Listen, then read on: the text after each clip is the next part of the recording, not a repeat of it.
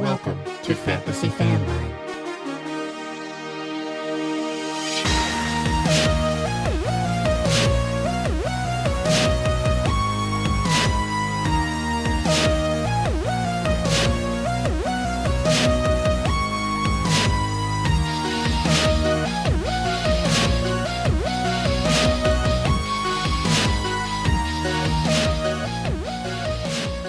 Hello, everybody. Welcome back to Fantasy Fanline, the fantasy football call-in show, putting you on the air with industry experts each and every week. I am your host, Greg Scalera, here to break things down with you today, heading into Week 3. No co-host today, no Sanchi Value. He is conspicuously absent, but if he were here, I think I probably know what he would say, something along the lines of, "Go Giants, 2-0. I can't believe it. I'm sure he can't believe it. I'm sure everybody listening can't believe it, but they're off to a hot start, first place in the division. Don't know if I expect it to continue, but he's probably out celebrating that. That's probably why he's not here. I know where he is, but I choose to believe that he's having a 2-0 Giants party. I can't say the same for my Chicago Bears. I knew I got as much real estate as I could out of that last week, talking about, first place Bears going against the last place Packers.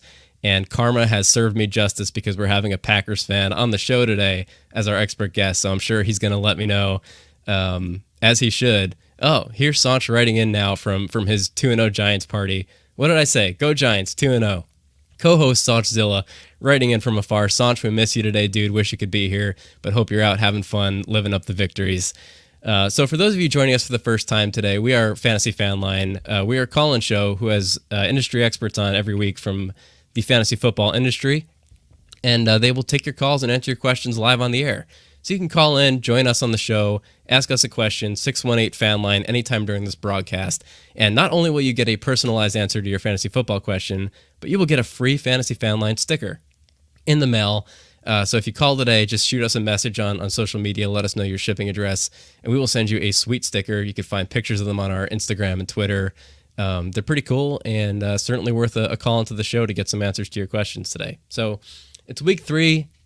We're starting to see some trends emerging in fantasy football, right? Week 1, you could write it off as a fluke. Oh, it was one game. Now that things are happening 2 weeks in a row, we start to see some patterns, and we're going to talk a little bit about which ones are real, which ones aren't. Got a lot of mailbag questions to get through today. We'll talk the Browns' victory over the Steelers on Thursday Night Football. We got some start-sit questions, some trade questions, some rest of season values coming in from you, the listeners, today. So again, if you have a question that you want to call in and ask about today, 618-FANLINE, or you could drop us a comment wherever you're watching this live right now, and we will see those and answer your questions there as well.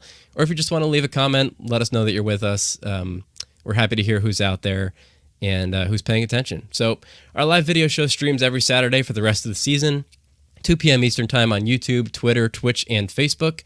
And every episode is also available in audio format the following day on all major podcast platforms. Please subscribe to us wherever you're watching or listening to us right now, and leave a like on the stream because it really helps us out a lot. You can follow the show on all social platforms at Fantasy Fanline, and find us individually on Twitter at The Greg Scalera, if you'd like to follow me, The Greg Scalera, and Sanchi Value, of course, who is not here today. Visit our website, fantasyfanline.com, for a schedule of our upcoming guests, and to submit a question to our mailbag if you can't join us live. Do want to take a quick second to remind you that we do have a Patreon, patreon.com/fantasyfanline. You can support us there and earn some perks such as live shout-outs on the show, like our one patron is about to get right now. You can get priority call-in codes to make sure you go to the front of our queue line when you call in for answers to your questions, and join a listener league with our hosts and some of our guests from the season.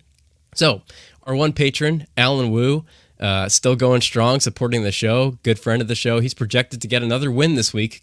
Congratulations in advance, Alan, even though he benched Amari Cooper on Thursday, but we won't talk about that. So, Alan, thank you for supporting the show. Enjoy your weekly Patreon shout-out, and hopefully you have some company in the coming weeks. So, patreon.com/fantasyfanline if you want to join Alan Wu and our supporter community. And without further ado, I'm going to bring on today's special guest, Marvin Elequin. Dude, welcome to the show. I just want to let you know. So Marvin is a writer for the Fantasy Footballers and a contributor to Yahoo Fantasy. And Marvin, you're the second Fantasy Footballers writer we've had on the show. I can speak for Sanch and myself when I say that. As content consumers, that is our favorite show. I mean, it's just the best. Not just the the daily shows during the year, but also the valuable content on their website, which is where you contribute. I would like you to introduce yourself and tell us a little bit about the kind of work that you do for those guys over on fantasyfootballers.com. Yeah, no, first of all, I appreciate you having me here. I think those are perfect intro. I'm a writer for the Fantasy Footballers. I am primarily a Dynasty content writer for them. So my weekly article is the Dynasty Report, where I go through some of the risers and fallers from a Dynasty perspective, kind of take a look at the rookies, some of the incoming rookies for next year and going forward.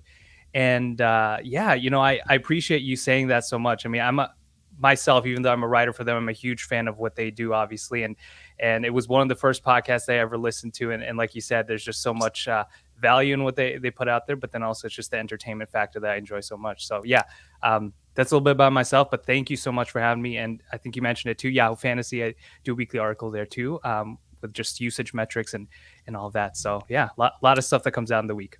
I'm a big fan of the Dynasty Report. I really love the data that you put out over there, but more importantly, maybe your observations based on that information, because I know a lot of us simpletons in the fantasy football player community see data and numbers and charts and things, and we check out because we don't want to do the math. But you're kind enough to do it for us and kind of spell out, here's the information, here's what I'm taking away from that information. I think that's so important for us as content creators to kind of provide not just an observation, but an actionable takeaway based on those observations. And I feel like you do a really great job of that. You also have a really great Twitter. One of my favorite follows on Twitter at @FF_Marvin E. You put out some volume and efficiency grids pretty regularly on Twitter. You did one for wide receivers a few hours ago. Yeah. So for those of you who want to go out and look at that stuff, can you kind of just give a summary on how to interpret those grids and what to take away from it? You put up some volume metrics, some efficiency metrics, and you highlight the guys who are excelling at both or one or the other. What does it all mean, Marvin? Yeah, no, I appreciate you shouting that out. It's one of my, I guess, the few ways you can look at fantasy production. There's so many different metrics you can look at out there. I mean, through so many websites, but expected fantasy points and fantasy points over expected are the two metrics that I look at primarily. And essentially, that grid that you mentioned, it kind of breaks down those two pieces of metrics. And if you add both of those together, that should get you the fantasy output that you see on Sleeper, ESPN, Yahoo Fantasy. That's the number you care about. But what I try to do is break out what of it is coming from volume and what of it is coming from efficiency, because volume is sustainable week to week. But when it comes to efficiency, that will regress in either direction, right? If someone's hyper efficient, that will probably come down in the coming weeks because they can't sustain, one touchdown per game every single week. On the other hand, if someone's been inefficient, they haven't found the end zone, they haven't caught, some of those deep balls that they should have connected on, that will likely change in the future. And so that's why we shouldn't overreact too much on the box score that we see, the touchdown numbers, because a lot of that will fluctuate. And so I'm trying to isolate how much of it is really from volume, because that's what we care about for fantasy purposes.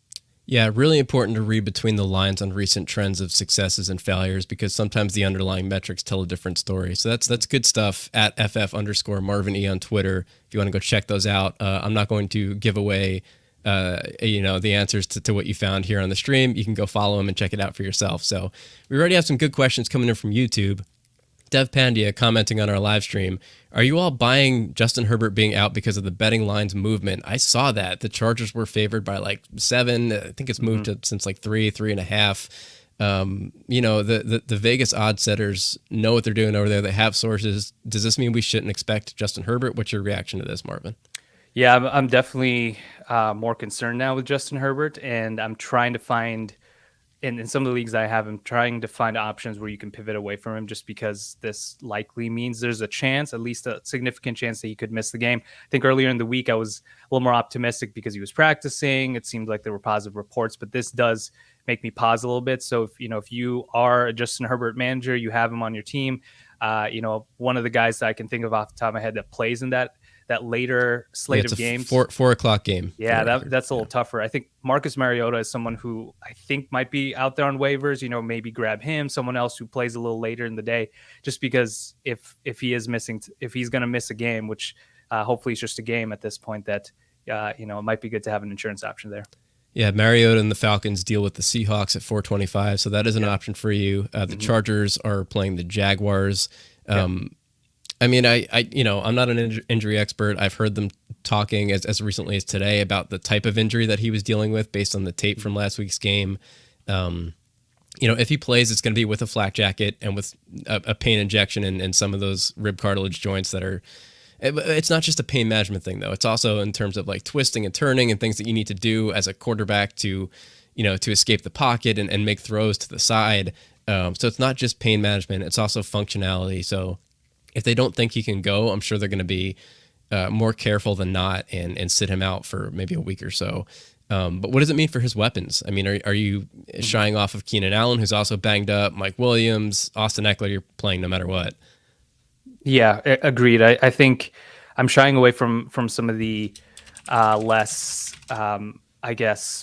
obvious starts, right? Austin Eckler, to me, I don't think will change all too much just because they'll use him in the run game. They might lean on him more, especially with just being a safety valve for whoever's there under center. I will hesitate a little more about someone like Gerald Everett, who I like a lot this year, who's coming up and taking on a lot of that volume. But some of those pass catches will just take a little bit of a downgrade if they can't, if you don't have someone as dynamic as Justin Herbert under center. Yeah, for sure. You have to factor that in for his pass catchers. Dev follows up saying, I'll probably just have to start Goff to be safe. He's the only good option across all game times. I love that idea. That's a great option. He does play before you will find out about Justin Herbert. I mean, hopefully, we get reports early that morning, Herbert expected to go, and then you'll kind of know. But if he ends up being a game time decision, I mean, Goff and the Lions have the Vikings at 1:00. So you'll have to make that decision before 4:00. Marvin, if we get reports that morning saying Herbert is expected to go, are you still playing him over Goff in this situation, even if he's banged up and might take one big hit and have to leave the game? How do you feel about that? Yeah, I probably will still play him. I think you can't sit Herbert. Herbert, yes, Yeah, absolutely. okay. Yeah, someone who, I mean, the talent's there, and we saw at the end of the game. I mean, even though he was injured, he was able to put on a pretty amazing last couple of minutes there with that. The commentators talking about how much it hurt him, like it looked like just to breathe, and then he gets up and throws a 30-yard dart over the center of the field. Yeah, that throw was beautiful, and so I think that's the upside that you have with him, even though he's hurt, and hopefully they can manage the pain for him. Like you said, it's just about comfort, right? You have to be able to do the things that you need to do, and if they're putting him out there, I trust that they're doing it because he can play and not just because he's 70%, 60%, that they'll put him out there with enough confidence that he can play. And so I'll start him because the weapons are better there, compared to, well, I shouldn't say that. Goff has a great set of weapons, but I just trust the talent more in Herbert, and I'll start my stud over, someone like Goff, who honestly has been great too for this start of the season. He's got a great wide receiver one all of a sudden, who we're going to talk about later in the mailbag section. Yep. But yeah, Goff is a great option. I think that if there's any question as to Herbert, whether or not he's going to go by the time Sunday morning rolls around, plug Goff in, feel good about it. Yep. If we get confirmation on Herbert, roll him out there. Good question. Another one coming in from YouTube, and just a reminder to everybody joining us on YouTube for the first time, please subscribe. We do this every week of the season. We're here to answer your questions. Brian wants to know, with Mike Evans suspended, do you think Michael Thomas is in a good matchup this week? He's got the Panthers at 1:00. Yeah, actually, I do like that matchup quite a bit. And I think with Michael Thomas, what we've seen over the last couple games here, he's not the volume guy that we were once used to, where he'd command 30% of the targets. I think he's closer to the low 20s to start the season, and part of that is because you have Jarvis Landry there. You have a Chris Olave who's emerging, who I really like as well. And so I don't think we can say that MT has that safe baseline, but he'll always have that connection in the red zone. And we've seen that here.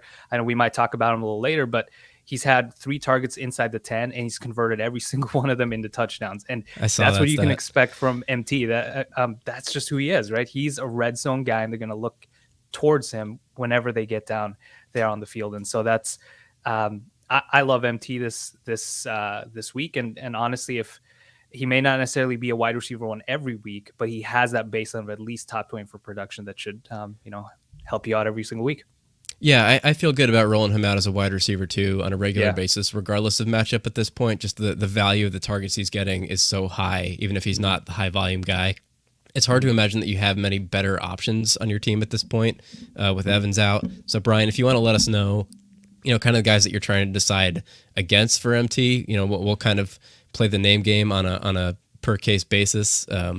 But kind of just, if you're just asking about MT in general, do we feel comfortable rolling him out? Absolutely. Got a follow-up question. Is Cordarrelle Patterson a bad start this week? So he's, he was one of those kind of enigmas coming into the season where we all sort of faded him despite, I guess, top 10 production at the position last year. And then he came out in week 1 and had like 22 carries. But, unless you were watching that game and kind of following the story there, that I don't think that was their game plan coming in, right? He was splitting the workload early on, and then the backup got hurt, and then it was all Cordarrelle Patterson from there out. And we saw his workload drop in week 2. So which one is the truth, Marvin? What do you think? It probably is more of a balance of the two, but I sort of lean week 2 a little more just because we even saw towards the end of the year that they try to, they try to scale down his workload after an amazing and very efficient start. And that's the thing with Patterson is he's relied so much on efficiency even last year. Like he was one of the most efficient running backs for the first half of the season. And we saw that taper off along with his workload. And I think that's, he just makes me really nervous because it's hard to really know what their game plan is week to week there. I think the only Falcons player that I'm really confident in playing in right now, and it's crazy to think that Pitts isn't one of those guys. It's Drake London to me. And so Patterson is part of that, who I'd rather wait and see still because it's only 2 weeks. We did see a good game in week 1, like you said, but week 2's usage makes me a little nervous that might be the norm. And, 10 carries with 1 target is not going to get you much from as a running back. I'd say he's a bad start, but it depends on who else you have there available. But I'd try to stay away from him if you have a better option available. Yeah, Brian, again, if you want to give us your other options for both Michael Thomas and Cordarrelle Patterson, we will weigh in on a case-by-case basis and let you know what we would do in your shoes. But at the end of the day, if you got a gut feeling, got to roll with your guy. I like Cordarrelle Patterson as a talent. And, as a Bears fan myself, I always thought he was criminally underutilized on our team and pretty much every team where was he before that? The Vikings? Is that Vikings, right? That's right. That's where I remember. Maybe he's just not meant for the NFC North. And maybe not. Some guys, as soon as they move out of the cold, they come alive. Right. So Patterson, veteran trends, usually they come out of the gate hot and kind of slow down over the course of the season. It's only week 3, and I don't think that they're trying to keep him fresh for a playoff run or anything. So it wouldn't shock me to see him trend upwards again in targets and usage, but kind of depends on Tyler Algier and how he comes along as a rookie and how much he eats into that workload. But against the Seahawks, I mean, it's a close game. Seahawks are favored by 1 point, I think, at home. I don't think he's a bad start, to answer your question literally. It's just, again, a matter of what are your other options. Right. So thanks for writing in. Like I said, you guys can keep sending in questions by comments, or you can pick up a phone, 618 Fanline. Join us on the air. This is a call-in show, and we're happy to talk to you about anything you want to talk about today. Brian says, Patterson is my flex. I could also start, Ayuk or Pollard. So, Marvin, what are you doing in this situation? Let me pull up the matchups here. Yeah, I was gonna check that out. I mean, at first glance, Ayuk's got the Broncos Sunday night in primetime. Yep. And the Cowboys, I believe, have the Giants off the top of my head. Okay. Yeah, I mean, those are I lean towards one of those two options over Cordarrelle right now. I kind of like the Ayuk matchup just because with Jimmy G there, I think there's we've seen him flourish with Jimmy G, and we know that he's produced with Jimmy G as the quarterback, and so that's I lean towards Ayuk. I think Pollard is a good start as well, but I'm not quite sure this won't be a Zeke game as well, just with the Giants, and I think they need to lean on the run a little more, where they use Pollard in a more versatile way, which that'll lead to fantasy points too. But I feel safer with both those options over Cordarrelle right now. What do you think? Yeah, the Cowboys surprisingly are the underdogs in that Monday night game against the Giants. Shout out to Sanch, who's just loving every minute of this. Pollard's floor scares me a little bit. I think that he's more of a boomer bust option in your flex spot. So maybe if you're projected to lose by a lot, you might want to throw him in for a nitro option there. But off-season reports about Ayuk were really positive coming into the year this year.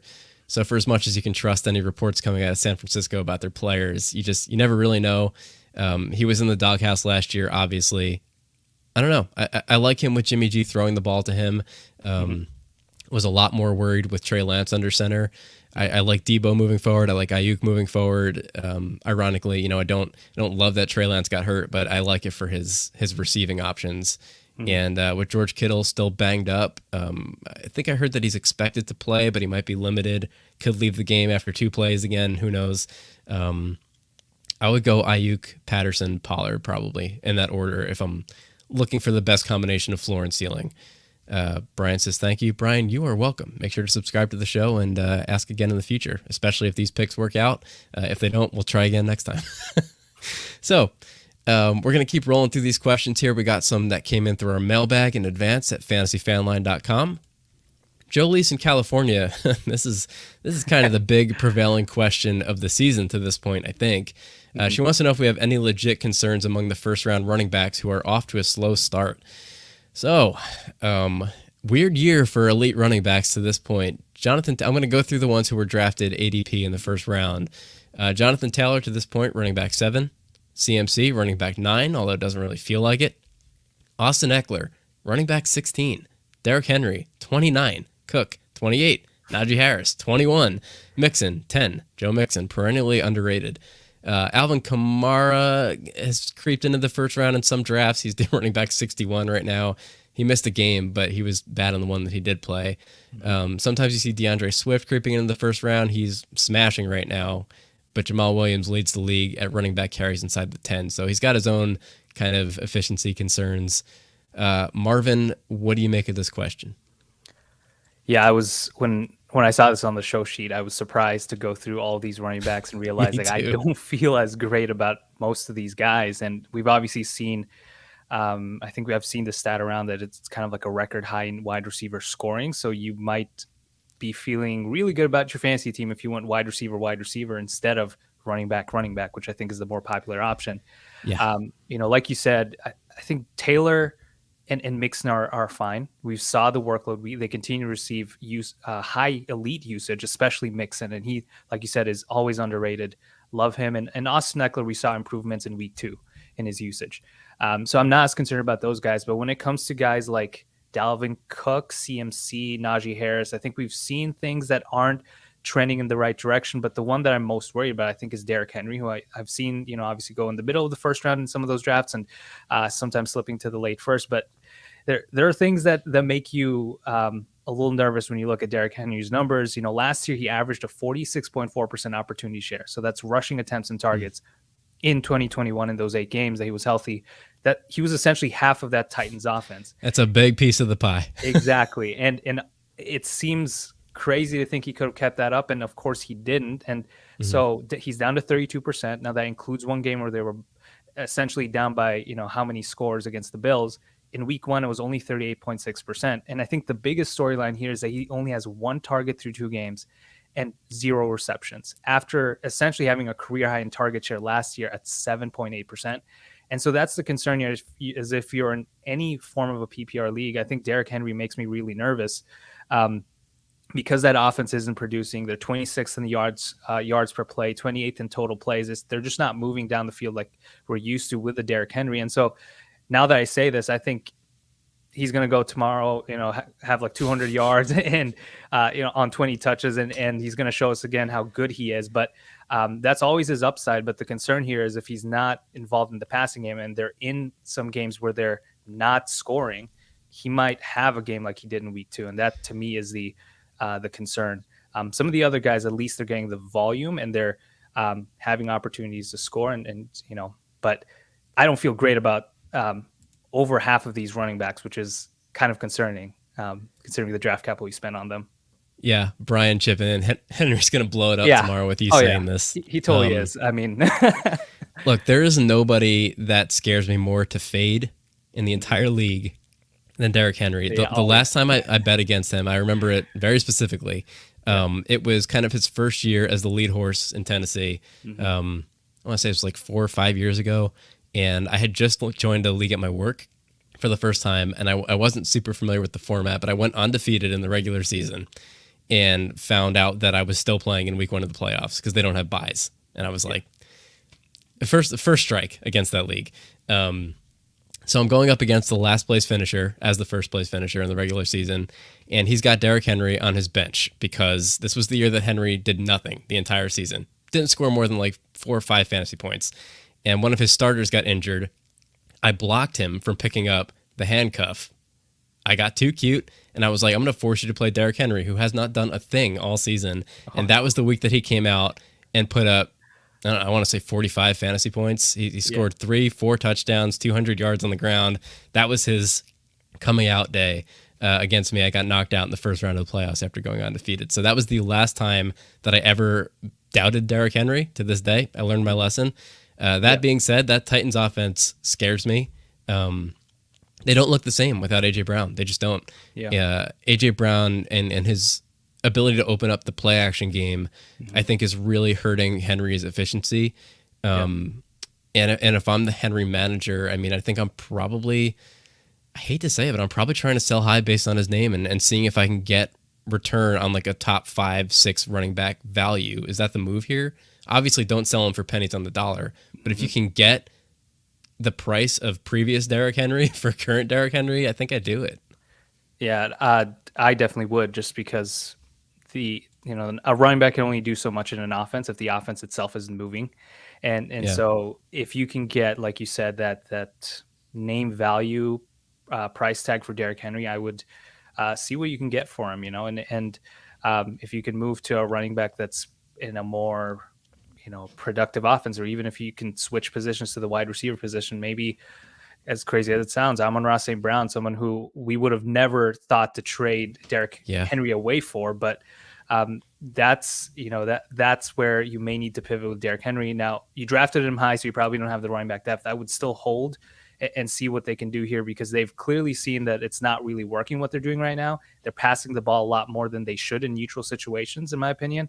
Lean on Derrick Henry, and as I try to make the argument that he's not going to pop off this week earlier, there's always that chance, like you said, and it's Derrick Henry. If they give him 30 touches this week, it wouldn't surprise me at all, and he's going to have one of those big games like he always does. I mean, he's got the Raiders this week, and I expect the Titans to be trailing in that game most of the day, so not a good game script. Yeah. It's important to look at these trends and talk about why they're happening when you're kind of betting on whether or not they're going to continue. I'm not going out and trying to buy Derrick Henry low right now, because I think that this will continue. I think that we've seen elite talent running backs on bad offenses not produce like elite running backs, and I think that might be the case this year for Henry. So,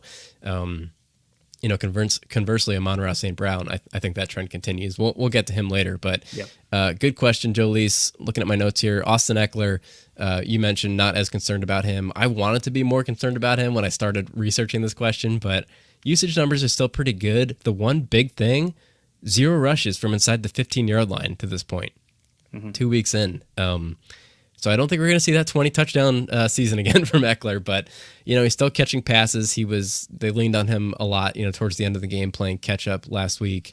Snap share hasn't really fallen much. It wasn't great in week 1, but it wasn't worse than any of the games last season. So I think hang in there with Eckler. Najee Harris, I mean, he's 16th in running back targets right now after leading the league last year. And I think we kind of expected this. We talked a lot on this show during the offseason about what the changing quarterback from Roethlisberger to Trubisky means. I knew that it was going to impact the short target game. I thought it would be a little harsher on Deontay Johnson than it has been, but I think to this point we've been right about what it meant for Najee Harris, because Trubisky gets out of the pocket, escapes the sacks, and either throws an incompletion or gets it downfield. And that's kind of always been his deal. More incompletions when he was in Chicago than with Pittsburgh so far, but I didn't think he looked great on Thursday. We'll talk more about that game later, but yeah, I think Derrick Henry is the big one from this question. Thanks for writing in, Jolise. Jeffrey in Pennsylvania wants to know, in PPR, Jeff Wilson or Josh Jacobs this week. I assume this isn't actually Jeff Wilson himself writing in, but it could be, given the name. Marvin, Josh Jacobs, I think this was a better question probably a few days ago, because we heard that he's not traveling with the team. So, We don't need to spend too much time on this one. Josh Jacobs with an illness, not expected to play unless I guess he catches a private charter over on Sunday and suddenly feels better. So I guess the takeaway here is, would you consider either Amir Abdullah or Zamir White over Jeff Wilson? I assume not, but it's worth asking. Yeah, I would probably just lean with Jeff Wilson, and especially what we saw last week with him, where he had 20 total opportunities from an expected fantasy points perspective. He was RB14, so that's his usage value. That's pretty solid, and I think that's kind of what you can expect from him. Actually, he was RB9.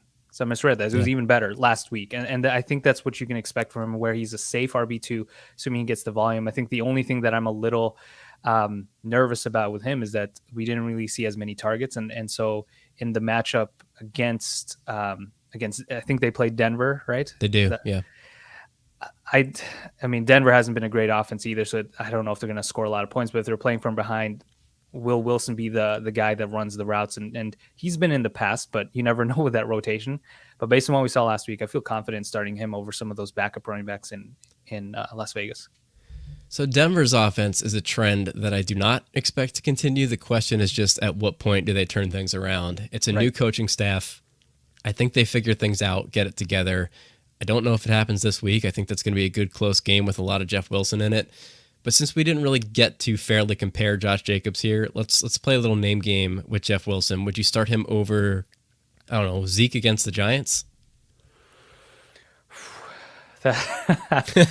Oh man, I don't think I'd start Jeff Wilson over Zeke. Okay, I'm not ready to let go of Zeke just because. That's a tough one. I still like Zeke though in that matchup, where I just think they will hopefully lean into the run here a little more going forward, where they just can't continue to try to throw the ball and try to win games that way, which I guess they won last week. But I mean, Zeke still is, and by all accounts, playing fine. He just hasn't gotten a lot of opportunities. And so I'm going to severely regret this, but I think Zeke's the play there over Jeff. I can't argue with that. James Robinson, who's been rolling out of the gate, looks great. He's got the Chargers. Yep. Which way are you going in that one? I actually like James Robinson quite a bit. He's one of those guys right now who's picking up in usage, and I believe he was top 15 in overall fantasy usage over the last couple of weeks, and we've seen it just continue. And I know Travis Etienne's there and taking away some of those opportunities, but there's enough usage on James Robinson's side that I think he's the safer option. Last one. Dameon Pierce against the no longer first place Chicago Bears. Oh man. I actually lean with Jeff Wilson there. All right. We found one. Yeah. I think Dameon Pierce saw an increase in opportunities last week, but I don't like that offense as a whole. I like the San Francisco offense quite a bit more. And so when you talk about high value touches in the end zone, and all of that, I think Jeff Wilson has the edge there. And we saw Jeff Wilson used in the red zone quite a bit in this last game. I don't know if Dameon Pierce would necessarily find the end zone there.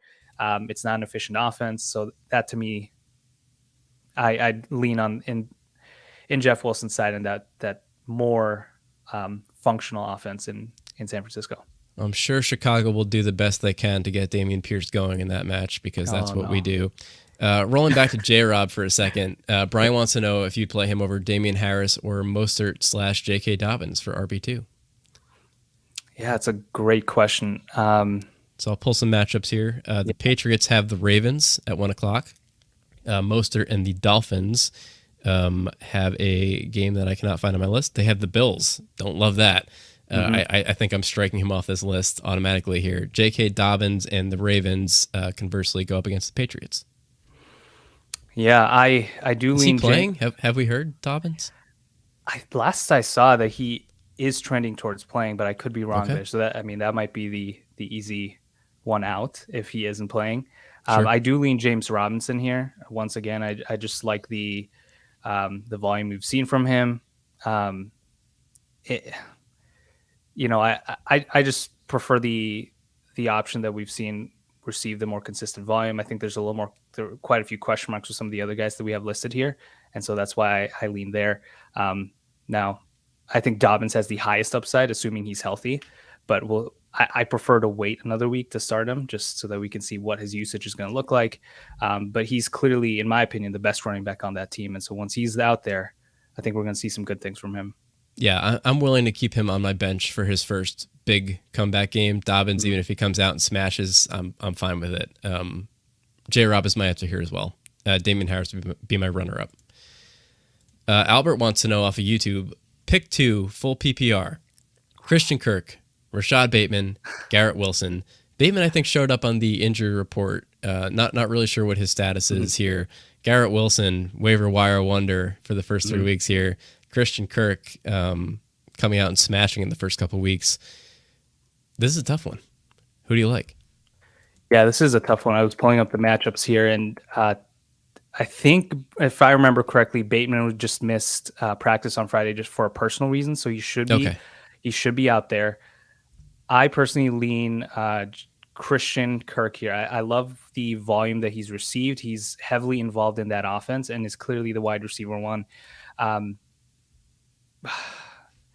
Well, here's the thing. Garrett Wilson he's clearly he's been used heavily in that offense too. So it's really tough. I might actually change my answer here and go with Garrett Wilson. Yeah, okay. I think I lean Garrett Wilson just because. Well, fortunately, you get to pick 2. So would you go Kirk and Garrett Wilson here? Kirk and Garrett Wilson's, it's pretty easy there.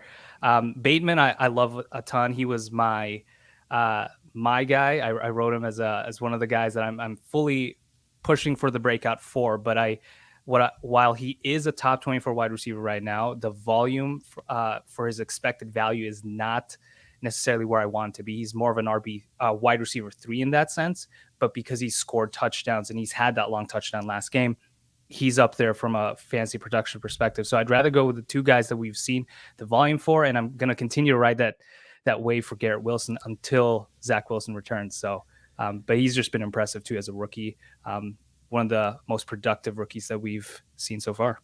Yeah, Bateman is killing it right now on the back of all very unsustainable metrics. You see the long plays through the air, the touchdowns, kind of the lack of volume.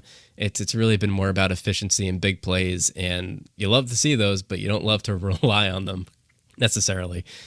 So I agree with your picks there. Good question, good options all around, I think. So Chris in Ohio wants to know, is it time to sell Amon-Ra high, or will he keep this up? Oh boy, Marvin, what do you make of the Sun God? I am surprised that he continues to just produce at such a high level, and he looks so good, man. It's just beyond ridiculous. The box score, you turn on the game and you watch him, and you're like, dude, yeah, that guy's gonna turn this offense around for sure. And I wrote about him in the Dynasty report, where, from a Dynasty perspective, I think he is moving up there into one of the better wide receivers that we have right now in the league from a usage and production standpoint. And I am not selling him high, and I'll kind of preface exactly what I mean about that in a couple of minutes. But I just think that he's the wide receiver 3 right now in half PPR leagues. He's relying heavily on efficiency, wide receiver 3 in points over expected in half PPR leagues, scoring 9 points above expected. That's easily unsustainable. So it's going to come down. But here's the thing. He's wide receiver 4 in target share behind only Cooper Kupp, Stephon Diggs, AJ Brown. That's amazing volume right there. That's a sticky stat.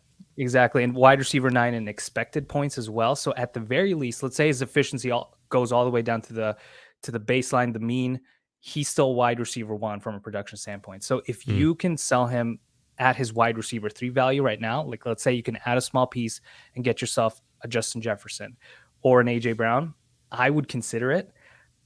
But at this point, if someone's going to try to, sell a bunch of smaller pieces to get Amon-Ra St. Brown from you, I'm not trading him away, because he, to me, based on what we're seeing right now, he is a wide receiver 1 for fantasy purposes. All the metrics show it's sustainable.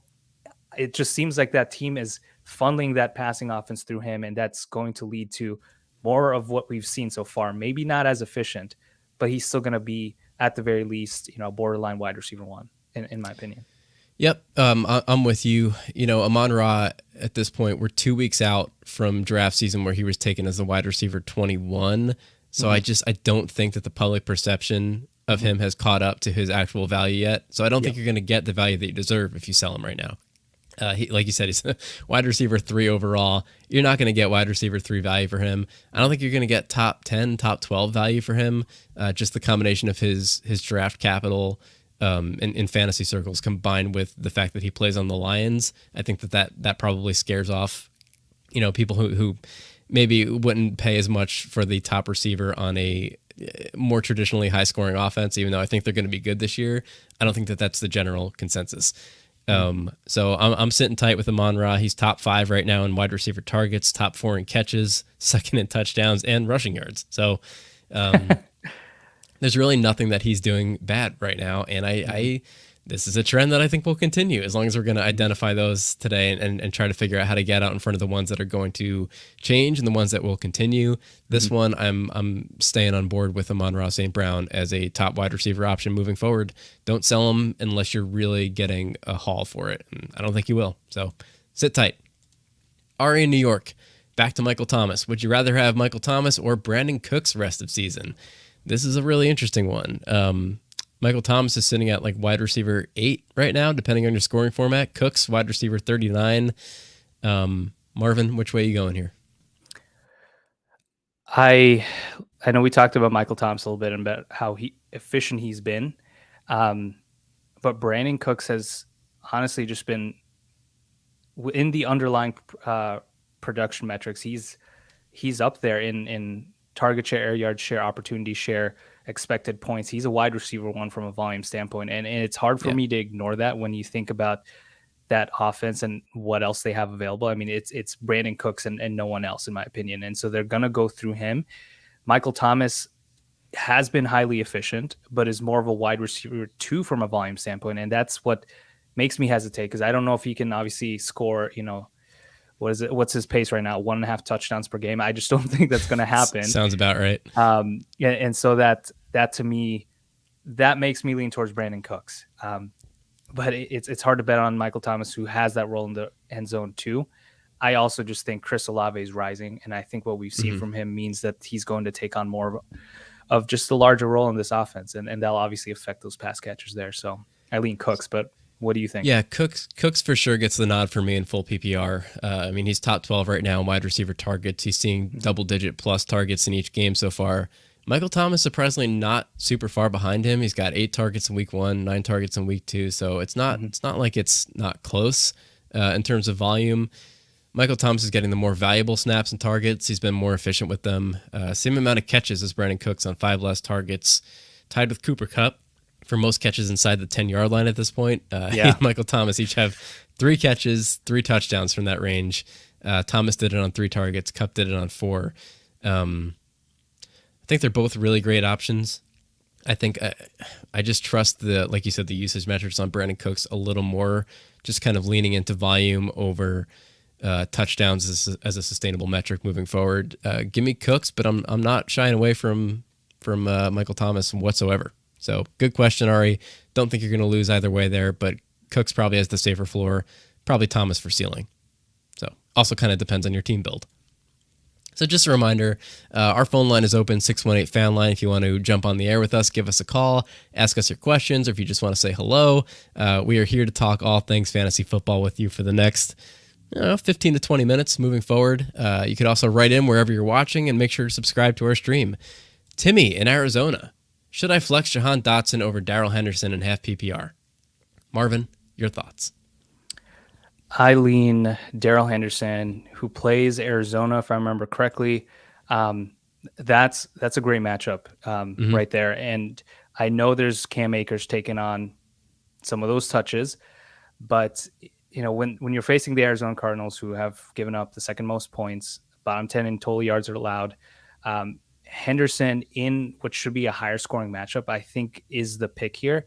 The problem I have with Dotson, and while I think he's like wide receiver 14 or 15 right now, he's top 15 in points per game, I think, in half PPR leagues, if I remember right. The problem with that is he's actually wide receiver 12 right now in half PPR. Even better. In total scoring, yeah.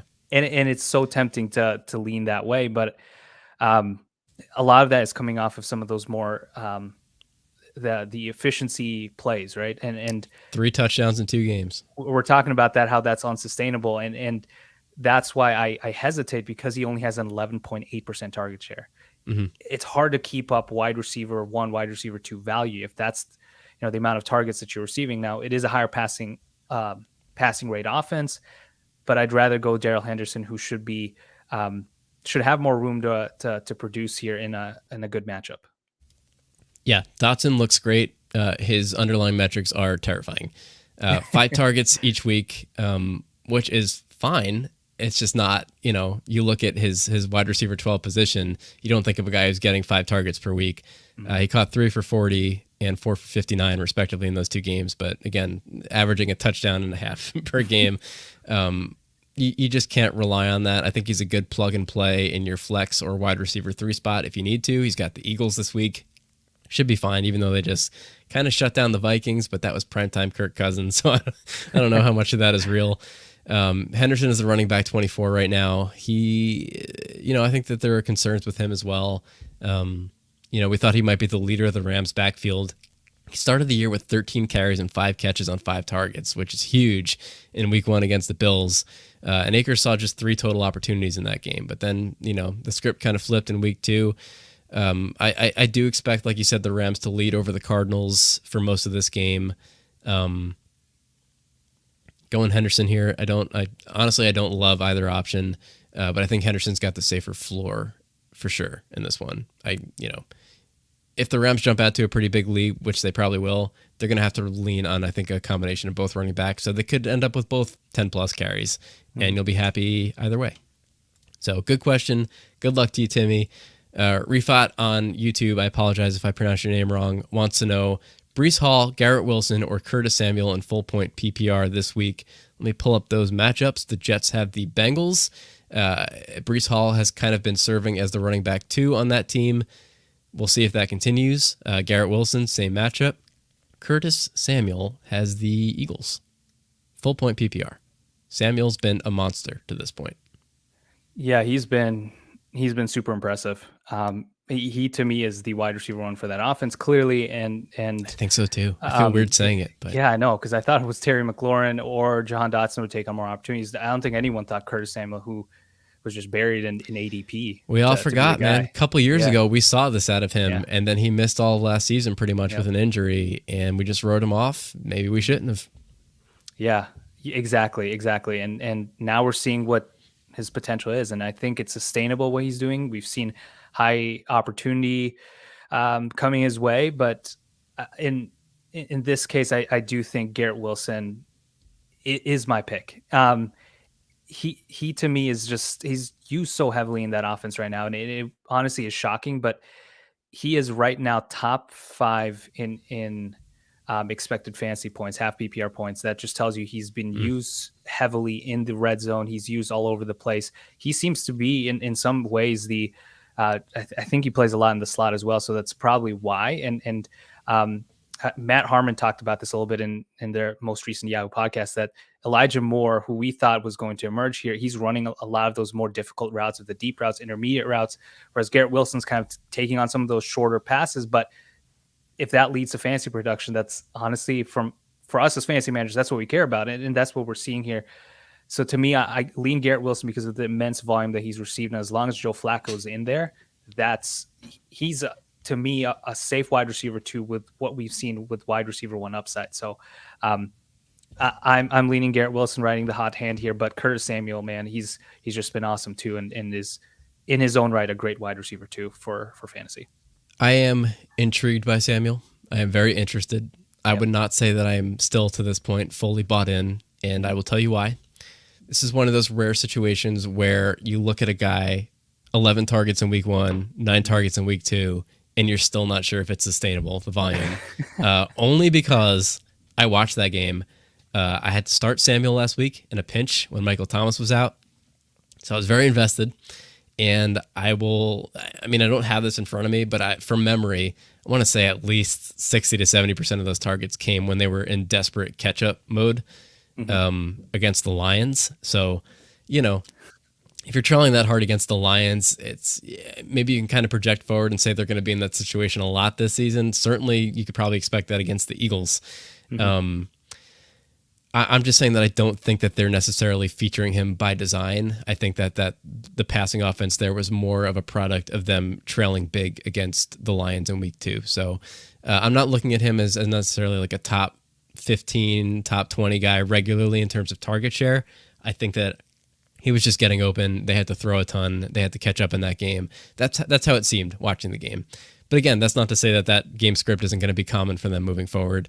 I would rather put my eggs in the Garrett Wilson basket this week, but I like both those guys. Breece Hall, I think, eventually emerges as the guy in that backfield this year. Wouldn't bet on it for week 3, and we haven't really seen it yet to this point. I think he's creeping up. I think it's going to happen sooner than later, probably by midway through the season, but not in week 3. I would roll Garrett Wilson here with Curtis Samuel as kind of my runner-up. Good question. I love how I just completely ignored Breece Hall there too, which I didn't mean to do that. When I initially read the question, I kind of read it as more of a question between the 2 wide receivers, and I subconsciously also ruled out Breece Hall. But I think it's worth asking because I think a lot of people are wondering what to do with him right now. We did get a mailbag question about Breece, so maybe it's a good time to transition to the question from Calvin in Pennsylvania. Do you have any confidence that Breece or Travis Etienne will become relevant soon? I grabbed them both in a lot of 0 running back builds. Sad face. That was the best part of that mailbag submission. I had to make sure I got that in there. Marvin, what do you make of these 2 guys and their relevance in their respective backfields? Yeah, very much in similar situations here, right? Where you have a guy ahead of him, of Breece Hall, ahead of Travis Etienne, that's taking on a chunk of those opportunities. But when I looked at their numbers a little more, it in my opinion, there's a bigger gap between Robinson and Etienne than there is between Breece Hall and Michael Carter. And that to me makes me lean that the Breece Hall has a higher chance of breaking out here. Not to say that Travis Etienne can't do it. And I like both of those guys. I love both of them coming out of college, but Breece Hall to me has if I had to choose one of these guys, I'd say Breece Hall is the one that will emerge sooner rather than later. The tough part about that whole situation is we don't know what Zach Wilson will do to that offense for good or bad, whether it's going to be even better or if they're going to decline a little bit without Joe Flacco there. But to me, I think Breece Hall, just because he's a rookie, he to me was the better prospect coming out anyways than Travis Etienne. He checks so many boxes from a running back prospect standpoint. So that to me makes me lean towards Breece Hall and that he will eventually break out here. I think they're just taking it a little easier on him. It probably just takes a little longer to learn an NFL offense, which of course it does. And it's not going to happen immediately, but they're using him. They want to use him. And we've seen flashes of the limited opportunities. When you watch him play, he just looks good. And so I expect just that slow transition into what will eventually be a Breece Hall being the 1A to what Michael Carter will be a 1B as well. But I think this will lean more in Breece Hall's favor by the end of the season. Yeah, we got a ton of questions in the offseason about people trying to decide between drafting these 2 guys. Very similar situations, kind of both effectively playing their rookie seasons. You know, Etienne was drafted prior to last season, but missed the whole year, obviously. So he's an honorary rookie this season. They both kind of have guys that they're competing with that we expected them to overtake at some point this year. Look, James Robinson looks surprisingly great after the torn Achilles. I don't think anyone really predicted that, especially after seeing how Cam Akers came out and started the year in week 1. The Jaguars just picked up a really big win by leaning on him over the Colts. James Robinson is the running back 6 right now, and Etienne is sitting at running back 36. It's going to get better. I don't expect Etienne to actually take over any kind of lead workhorse role, barring another injury to James Robinson. Etienne received 13 carries, 7 targets total over the first 2 games, with very mixed efficiency results. I think it's going to be more of the same for a while, unfortunately. I like the usage metrics. I like his snap shares and things.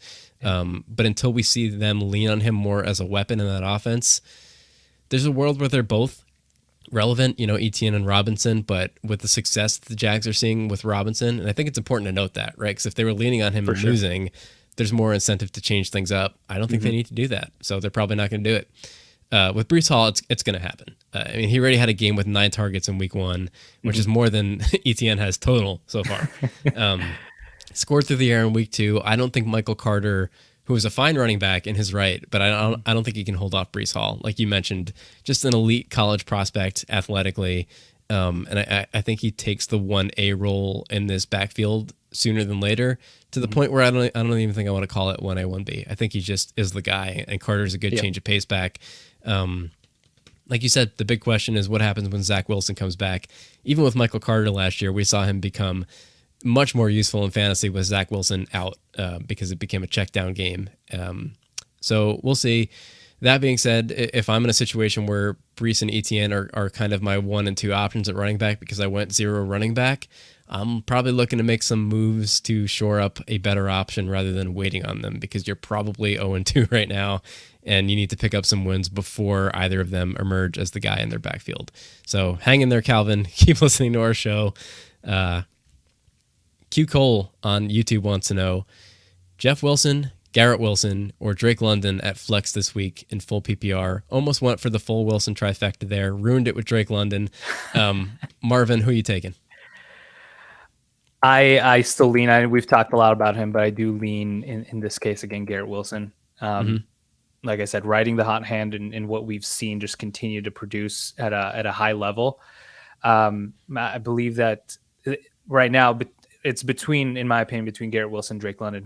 Drake London as a rookie himself has been amazing too. But when I look at the matchups here, I think there's just, from a scoring standpoint, I think there's a higher opportunity that's going to be more of a, surprisingly, a shootout with Joe Flacco there versus Cincinnati. And so that's why I do lean Garrett Wilson, where they may need to throw the ball a little more. And I mean, it's hard to go against someone who's been so productive over the last 2 weeks, which I thought week 1 was a fluke. It didn't happen again. It happened again in week 2 where he was amazing. And so here we are. So I'm leading Garrett Wilson all the way here. If this was standard, I'd probably go Jeff Wilson. Half or full PPR, I'm going Garrett Wilson. Yeah.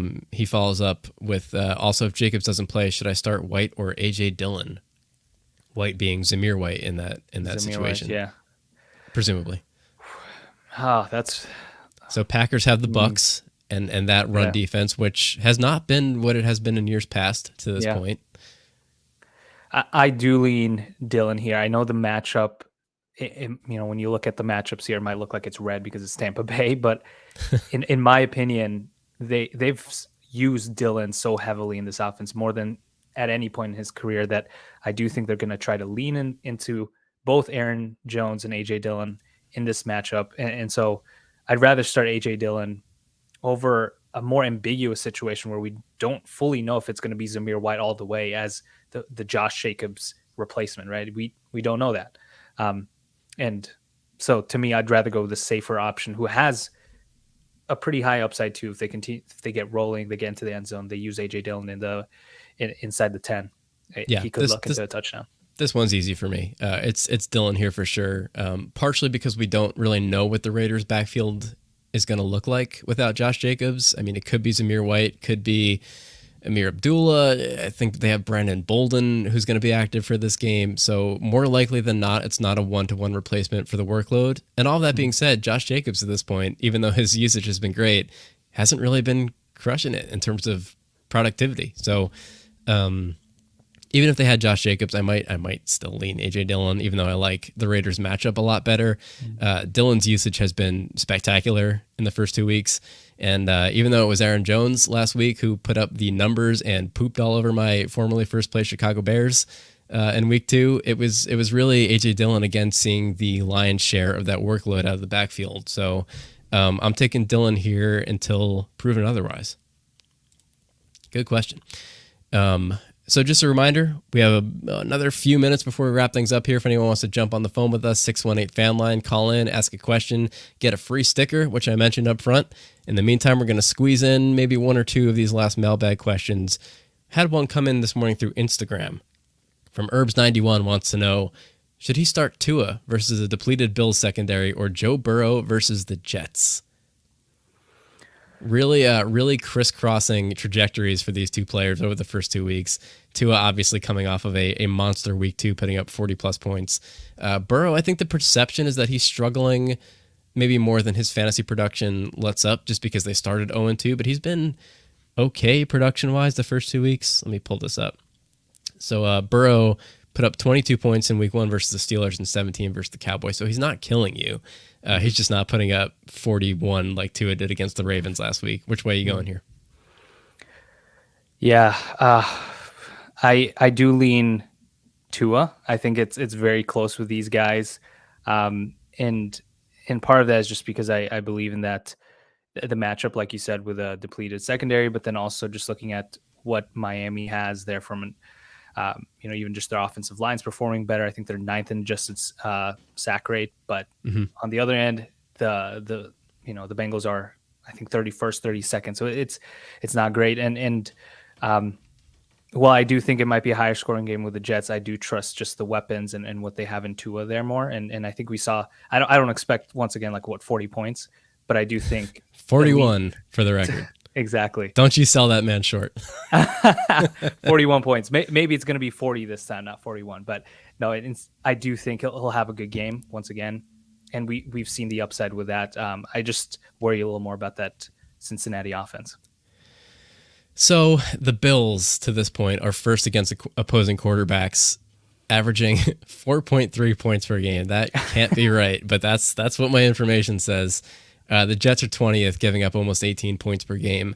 But this might not be the same Bills defense that we see every week. To Herbs' point, who wrote in on Instagram, Bills cornerback Dane Jackson, safety Micah Hyde, defensive tackle Jordan Phillips, not playing. Safety Jordan Poyer, questionable. Tre'Davious White still out. So, there's going to be a couple of rookies in this game in the backfield trying to handle Hill and Waddle. If anyone's going to get the Bills defense, it's going to happen this week. That's not to say that it will happen, but if it does, it's happening this week. I think that you're probably in good shape either way. Joe Burrow against the Jets. The Jets have surrendered the 6th highest success rates per dropback this year. They're 28th in pressure rate. So, Joe Burrow's big problem is his line and the protection, right, and getting blown up every play. I don't think the Jets are going to get to him the way that other teams have to this point. So he's going to have some time in the pocket. That being said, I think I'm going Burrow for floor, Tua for upside. Depends a little bit on your projection against your opponent this week, whether or not you think you're going to be protecting a lead or coming from behind. So kind of a situational answer. I think that they both have a shot at a pretty good game this week, but Tua, there's probably a chance that he goes out and puts up 6. That's just the kind of defense that the Bills are capable of as a cohesive unit, even with some pieces missing. There's a world where they shut him down. Burrow, I don't think that happens against the Jets. Herbs, I know you're a Jets fan, so that might be hard to hear, but that's my stats. Q Cole coming back in off YouTube. I have quarterback Wentz, wide receiver Evans, and AJ Brown. Running back Dalvin Cook, Christian McCaffrey, tight end Kittle. We got a whole roster here. Flex, Garrett Wilson. I'm 0-2 right now with the lowest points in the league. Should I be panicking right now? That is an incredibly good roster to be 0-2. And I think it kind of transitions into our last mailbag question that I'll throw up here from Forrest in New Jersey. Yeah. Wants to know if we have any advice on righting the ship after an 0-2 start. Hashtag it's brutal out here. Marvin, speak to the people. Settle our nerves. What do we do? I think it's important to understand, when you look at your 0-2 and one of my teams is 0-2, just to understand why you're 0-2. Looking at your points scored, points against, what has happened over the first 2 weeks, and if you're scoring points, but you happen to face the highest scoring team in every single week, well, then that's not anything on your team, right? What's surprising with that other question is that lineup actually looked really good, and I'm surprised that they're last in points with Wentz, Evans, and AJ. Well, I guess, some of these guys kind of declined in their second week. McCaffrey kind of improved a little bit. But that alone is still a good roster. And that's where I think you don't necessarily need to tinker yet. I would wait it out another week because losing the first 2 games, it's not over yet. You can easily win this week, and then you're right back into it in the mix of that, the back end of the playoffs. So I wouldn't panic yet. I think it's just good to understand, hey, what's going on here? Are you just not starting the right guys? Is it because your team really is scoring the lowest points? Well, then maybe do something there. But if you're up there and you're just facing bad luck with some of these matchups, continue to ride the wave and just be active on waivers, right? Yeah. So fantasy football is about putting yourself in the best position on a week-to-week basis. and hoping that nothing's ever going to go completely right and completely as expected. I mean, that's why they play the games, but you want to give yourself the best odds so that more often than not, things are hitting the way that you expect them to. I think my big tip, maybe not necessarily for Q Cole, but in general, if you're in a situation where you have a team where most of your draft picks are not hitting and you maybe have one or two studs on your team that aren't doing enough to win single-handedly, you want to diversify your capital and kind of spread that value across multiple roster spots on your team. So for example, I don't know, you have Mark Andrews or a Christian McCaffrey and they're doing okay so far, but they're not necessarily carrying your team. Maybe you trade them out for an upgrade at wide receiver and running back, or a tight end that you kind of like and a bump at quarterback.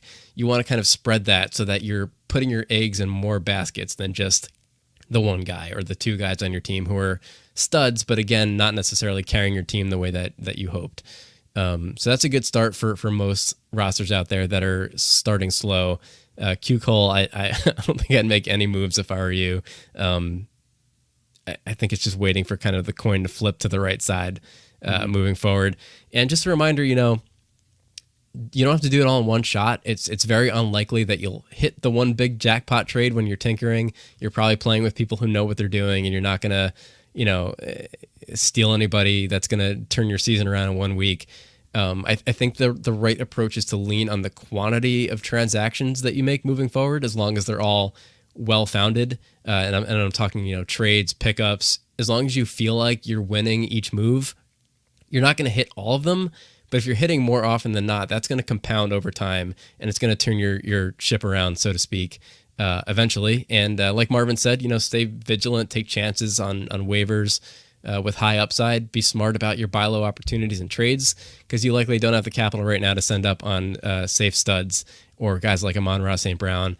And that's when it's important to kind of look at, like we talked about, the trends of guys who are starting slow.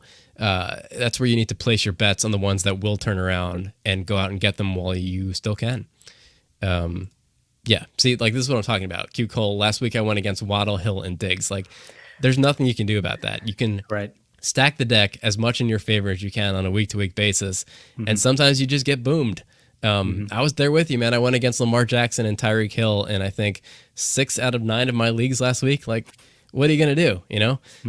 Doesn't mean you have a bad team, doesn't mean that you need to take action. But like you said, Marvin, it's important to understand why you're losing, because some of those reasons dictate taking action and some of them don't. And sometimes you can shoot yourself in the foot by tinkering with your team for the wrong reasons. So good insight. Thank you, everybody, for writing in today to us. We are just over an hour, and I think we're going to call it a day. Marvin, thanks again for joining us, man. Let me get this question out of here. Thanks for joining us. This was a lot of fun. Do you want to take another opportunity to kind of plug your work in your two respective companies and let the people know where to find you on Twitter? Yeah. First of all, I appreciate you having me. This was super fun. Just interacting with a lot of the comments and questions here. But yeah, you guys can find all of my work on Twitter. At some point, it gets posted on there at @FF_Marvin E. Like you mentioned to start the show, I have 2 articles. One of them with the fantasy footballers that focuses on dynasty specifically, rookies, prospects, and just the dynasty landscape. So that comes out Wednesdays, the dynasty report. And then my usage and efficiency article with Yahoo Fantasy comes out on Thursday. So just be on the lookout for that. And, feel free to interact with me on Twitter too. I'll try to answer as many questions as I can on there. So yeah, thanks for having me, man.